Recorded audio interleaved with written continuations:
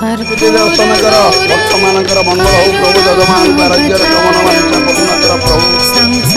कार्य सफल दियो काम कार्य मंगल कर प्रभु जजमान को आरोग्य रख समस्त कार्य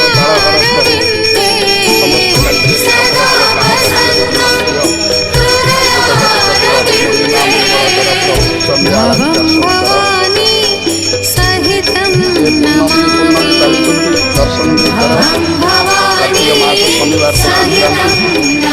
शनिवार कार्तिक मास आरंभ